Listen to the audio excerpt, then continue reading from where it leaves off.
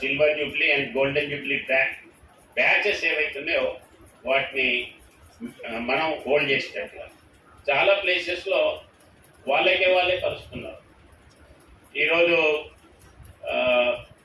Agriculture college సంబంధించినటువంటి veterinary college golden Jubilee batch రేపు ఎల్లుండి అవ్వాలని ఇక్కడ కలుస్తున్నారు. కాబట్టి వాళ్ళ ఫ్యామిలీస్తో కలవటం ఇవంతా నడుస్తుంది. కానీ మనం ఇక్కడ ఆర్గనైజ్ చేసినట్లయితే మనకు కంట్రిబ్యూట్ చేయడానికి, లేకపోతే వాళ్ళ యొక్క గైడెన్స్, వాళ్ళ యొక్క ఎక్స్పీరియన్స్లో బెస్ట్ ప్రాక్టీసెస్ ఏవైతున్నాయో వాటిని మనం తెచ్చుకోవటానికి వీలుంటుంది. కాబట్టి ఆ రకంగా చేయాలనేటువంటిది నా యొక్క మనవి. ఇంతకుముందు వైస్ ఛాన్సలర్ గారితో మాట్లాడుతూ నేను మొన్న అక్కడికి వెళ్ళిన తర్వాత నేషనల్ ఎడ్యుకేషన్ పాలసీ 2020 అనేటువంటిది నా ముందు సబ్జెక్ట్ వచ్చింది. వాళ్ళు యాక్సెప్ట్ చేయాలంటే గవర్నమెంట్ అసెంబ్లీలో పెట్టాలి. అసెంబ్లీలో పెట్టాలంటే ఇదంతా ఏంటి అని చెప్పి మొత్తం చదివి ఆ తర్వాత 3 యూనివర్సిటీ రిజిస్ట్రార్స్ని పిలిచి దాంట్లో నాకున్నటువంటి డౌట్స్ని క్లారిఫై చేసుకొని దాన్ని ఇంప్లిమెంట్ చేయాలనేటువంటి దీంట్లో ఉన్నప్పుడు కొన్ని యూనివర్సిటీస్లో ఉన్నాయి, కొన్ని యూనివర్సిటీస్లో లేవు. ఇక్కడ లేదు. కానీ స్పిరిట్ ఏంటంటే దాంట్లో ఇంటర్మీడియట్ తర్వాత డిగ్రీలో చేరినట్లయితే ఒకవేళ ఏదైనా కారణం చేత అతడు చదవకపోతే అతనికి ఒక సర్టిఫికెట్ ఇస్తారు.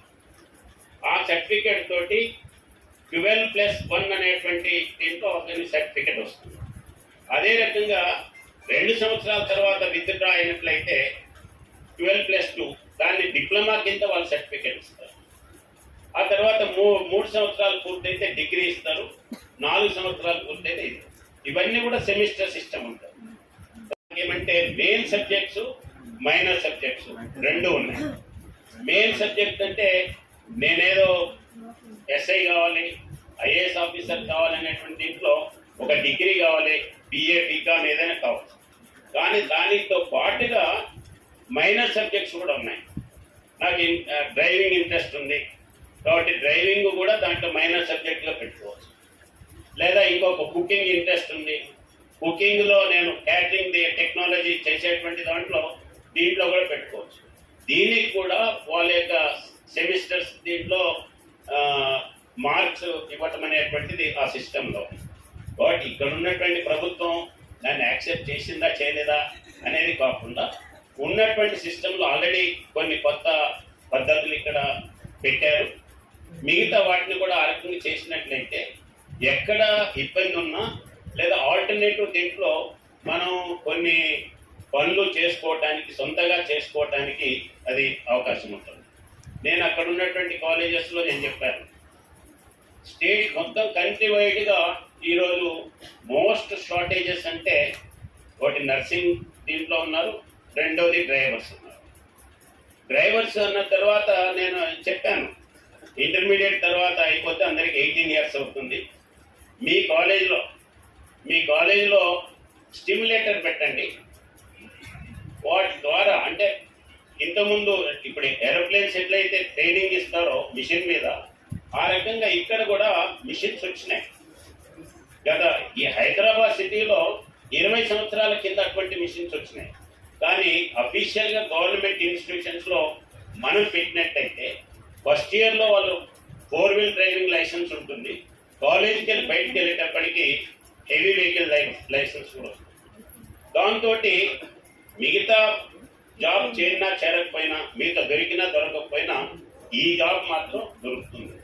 ఎందుకంటే ఈరోజు మన ఇంజనీరింగ్ చదివినటువంటి వాళ్ళు కూడా ఇప్పుడు చిన్న చిన్న జాబ్స్లలో కానిస్టేబుల్ ఇటువంటి వాటిల్లో పోతున్నారు. అటువంటిప్పుడు దీనికి ఇబ్బంది ఉండదు అనేటువంటిది నా యొక్క సజెషను. ఆ దిశలో ఆలోచన చేయాలని చెప్పి నేను రిక్వెస్ట్ చేస్తున్నాను. కొన్ని డెవలప్మెంటల్ యాక్టివిటీ చెప్పారు. మనం ఇక్కడ ఈ యొక్క దీంట్లో సెంటనరీ సెలబ్రేషన్స్ నుండే మనం యాక్టివిటీ చేస్తూ వస్తున్నాం. మనం ఏదైతే మన యూనివర్సిటీలో చదివినటువంటి వాళ్ళు ఇప్పుడు మిగతా ఐఐటి వీటిలలో ఏంటంటే వాళ్ళలో కేటలాగ్ ఉంటుంది, ఒక వెబ్సైట్ ఉంటుంది. ఎక్కడైనా పోయినట్లయితే వాళ్ళకి అక్కడ ఉండేటువంటి కమ్యూనిటీ వాళ్ళు ఏరి వాటిని పనిచేయడానికి. ఉదాహరణకి ఒకసారి రాత్రిపూట ఇక్కడ యాక్సిడెంట్ అయింది, కారు బ్రేక్ ఫెయిల్ అయింది, అంటే ఆగిపోయింది. ఏం చేయాలని అంటే వాళ్ళ కమ్యూనిటీ, వాళ్ళ యొక్క కాలేజ్ వాళ్ళు ఎవరున్నారు వాళ్ళని కాంటాక్ట్ చేస్తే వాళ్ళు అప్రోచ్ అయ్యి ఆ ఫలానా పక్కన దగ్గర ఉండేటువంటి ఫలానా ఊర్లో వాళ్ళు ఉన్నారు, మీకు రాత్రిపూట మీకు షెల్టర్ ఇస్తారు. అంటే ఇది ఎగ్జాంపుల్ మాత్రమే, కానీ అటువంటివి చాలా చేయడానికి ఇప్పుడు డిపార్ట్మెంట్స్ వారు చెప్పారు. ఏ డిపార్ట్మెంట్ అయినా సరే గవర్నమెంట్ దగ్గర డబ్బులు ఉన్నాయి. ఆ డిపార్ట్మెంట్లో ఉన్నటువంటి వాళ్ళు మన వాళ్ళు ఎవరైనా ఉన్నారా, దానికి సంబంధించినటువంటి లాబింగ్ కొరకు మనం దీన్ని మెయింటైన్ చేయవలసినటువంటి అవసరం ఉంటుంది.